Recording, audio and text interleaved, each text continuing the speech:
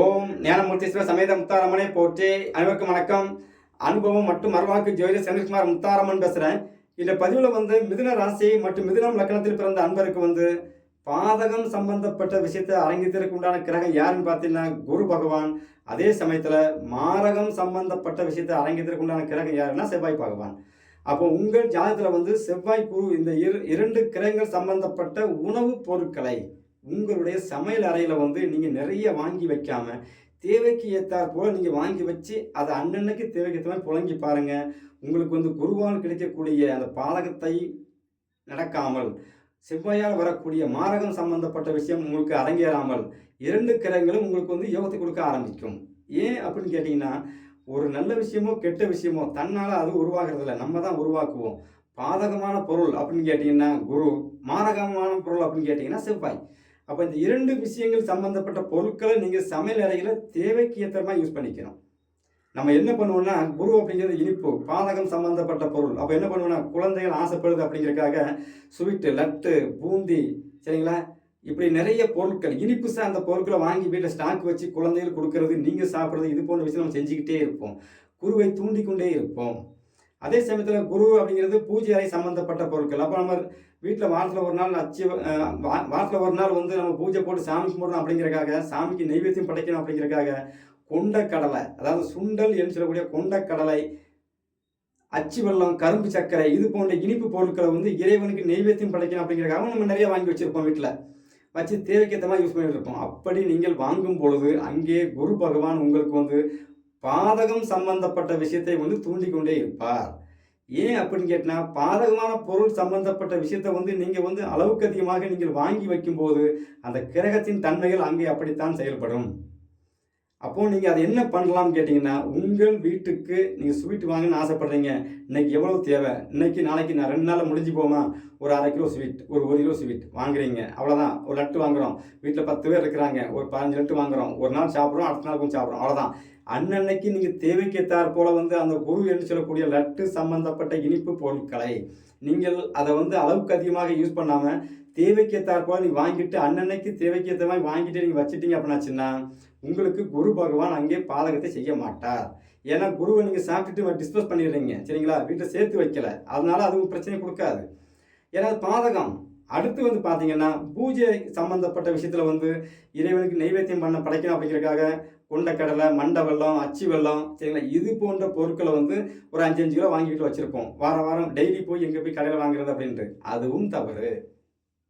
இன்றைக்கி சாமிக்கு நெய்வேத்தியம் படைக்கணும், இன்றைக்கி எவ்வளோ தேவை, ஒரு 1/2 கிலோ மண்டை வெல்லம், ஒரு 1/2 கிலோ பச்சரிசி, ஒரு 1/2 கிலோ சுண்டல், அன்னைக்கு தேவைக்கு வாங்குங்க. ஏன்னா பாதகமான பொருள் கடையில் இருக்குது, அதை நீங்கள் ஒட்டுக்கா வாங்கி வச்சு வீட்டில் கொண்டு வச்சு அந்த பாதகத்தை நீங்கள் அனுபவிக்கிறதுக்கு பதிலாக அளவோடு வாங்கிட்டு அதை அப்படியே நீங்கள் இறைவனுக்கு நெய்வேத்தியத்துக்கு ரெடி பண்ணிவிட்டு நீங்கள் அதை உடனே நீங்கள் தானமாகவோ நீங்களும் சாப்பிட்டு அதை டிஸ்போஸ் பண்ணும்போது என்ன ஆகும்னா, அங்கே பாதகம் அதோடு ஒதுங்கி போகும்.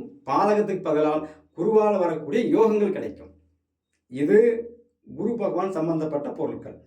அடுத்து பார்த்தீங்க அப்படின்னா செவ்வாய் பகவான். செவ்வாய் பாருங்கள், உங்களுக்கு லாபாதிபதியாக இருந்தால் கூட அவரே உங்களுக்கு மாரகாதிபதி.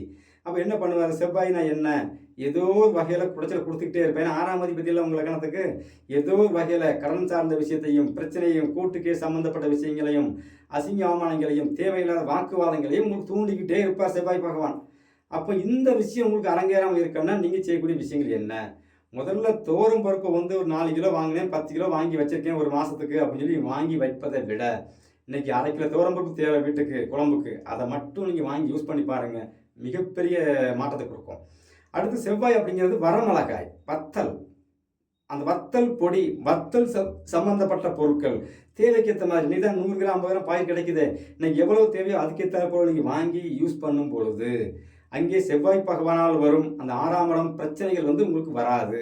அப்போ 6ஆம் இடம் சார்ந்த விஷயத்தில் உங்களுக்கு தொல்லைகள் இல்லாமல் அது யோகமாக வேலை செய்யும். 6ஆம் இடம் தொல்லை கொடுத்துச்சுன்னா உங்கள் காசு வட்டி காசாக அடுத்தவங்ககிட்ட போகும். அதே 6ஆம் இடம் யோகமாக வேலை செஞ்சால் அவங்க காசு உங்களுக்கு வரும். அது எப்படி வரணும் அப்படிங்கிறத நீங்களே முடிவு பண்ணிக்கிங்க, சரிங்களா. அடுத்து வீட்டில் இஞ்சி என்று சொல்லக்கூடிய வெள்ளைப்பூண்டு என்று சொல்லக்கூடிய பொருட்களும் நீங்கள் நிறைய வாங்கி சமையலில் வைக்கக்கூடாது. ஏன் இது சமையலில் தேர்ந்தெடுக்கிறோம் அப்படின்னு கேட்டிங்கன்னா, சாப்பிட்ற பொருளில் வந்து சாப்பிட்ற பொருள் மூலமாக தான் நம்மளுக்கு வந்து முதல்ல எல்லா விஷயமும் அரங்கேறும். ஏன்னா நம்ம சாப்பிட்ற ஒரு பொருள் சாப்பிட்றோம். உணவு நம்ம உடம்பு தேவைக்காக சாப்பிட்றோம். அப்போ நம்ம எந்த ஒரு விஷயத்தையுமே நம்ம தவறாக செஞ்சுட்டோம்னாச்சுன்னா முதல்ல காயப்படுறது நம்ம மனசு தான். சரிங்களா? மனசு, உடம்பு தான் காயப்படும். அதுக்கப்புறம் தான் நம்ம யோசிப்போம். என்னடா தேவையில்லாமல் ஒரு விஷயம் செஞ்சுட்டோமே அப்படின்னு நம்ம யோசிப்போம். சரிங்களா? அப்போ சமையல் அறையில் இந்த மாதிரி பொருட்களை நீங்கள் நிறைய வாங்கி வைப்பதை விட தேவைக்கேற்ற மாதிரி செவ்வாய் சம்பந்தப்பட்ட பொருட்களையும் துவரம்பருப்பு, வரமிளகாய், சரிங்களா, மல்லி, வரமிளகாய் பொடி இதெல்லாம் நீங்கள் அளவோடு வாங்கி வச்சு பாருங்கள். மிகப்பெரிய யோகமாக வேலை செய்வாங்க செவ்வாய். அதாவது மாற்றத்தை செய்ய மாட்டார். அடுத்து குருவால் வரக்கூடிய விஷயத்தில் வந்து உங்களுக்கு வந்து தொல்லை இல்லாமல் இருக்கணும். ஏன்னா குருவே பாதகாதிபதி இல்லை. அப்போ மஞ்சள் பொடியை வாங்கி ஒரு 5 கிலோ, ஒரு 2 கிலோ வாங்கி மஞ்சள் பொடி வச்சேன். மஞ்சள் பொடி, மஞ்சள் கிழங்குலாம் வாங்கி நாங்கள் சமையலில் வச்சுருக்கிறோம். இனிப்பு பொருளை வந்து பார்த்திங்கன்னா மண்டவெல்லம் சார்ந்த பொருட்கள், இனிப்பு சார்ந்த பொருட்களை நம்ம நிறைய வாங்கி வைக்கும்போது அங்கே குருவால் வரக்கூடிய தொல்லைகள் உங்களுக்கு அதிகமாக இருக்கும். அடியேன் உணர்ந்த விஷயம் என் தாய் முத்தாரம்மன் எனக்குள் இருந்து உணர்த்திய விஷயத்தை நான் தெளிவாக கொடுத்துட்டு இருக்கிறேன். அப்போ இதை வந்து நீங்கள் தொடர்ச்சியாக 1 மாதம் ஃபாலோ பண்ணி பாருங்கள். உங்களுக்கு பெரிதளவு தாக்கங்கள் இருக்காது. மனம் ஃப்ரீயாக போகும். எந்த பிரச்சனையும் இல்லாமல், டென்ஷன் இல்லாமல் நிம்மதியாக நீங்கள் சுற்றுறதுக்கு உண்டான சூழல் கண்டிப்பாக உருவாகும். அப்போது இது போன்ற விஷயங்களை வந்து நீங்கள் தொடர்ச்சியாக நீங்கள் வந்து உங்கள் வாழ்க்கையில் எந்த பொருள் தேவையோ அதை வந்து அதிகமாக வாங்கி வைக்கலாம். ஆனால் பாதகம், மாரகம் சம்மந்தப்பட்ட விஷயத்தை தூண்டுறதுக்கு உண்டான பொருட்களை நீங்கள் அதிகமாக வாங்கி வைக்கும்பொழுது அங்கே வந்து பார்த்தீங்கன்னா வீட்டில் பாதகம் சம்மந்தப்பட்ட பொருட்கள் அங்கே இருக்கும்போது கிரகங்கள் தாக்கம் அங்கே அதிகமாக இருக்கும்.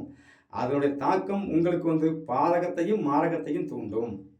அப்போ இது போன்ற அமைப்பில் இருக்கிறவங்க வந்து இந்த ராசி இலக்கணத்தில் பிறந்திருக்கீங்களா, இந்த மாதிரி பொருட்களை அளவோடு வாங்கி வச்சு பாருங்கள். சரி, செவ்வாய் அப்படிங்கிறது வந்து பார்த்தீங்கன்னா டீ கடையில் உள்ள பேக்கரி இருக்குல்ல, பேக்கரியிலேருந்து வாங்கி கொண்டு வர எல்லா பொருளுமே செவ்வாய் சம்மந்தப்பட்ட பொருள் தான்.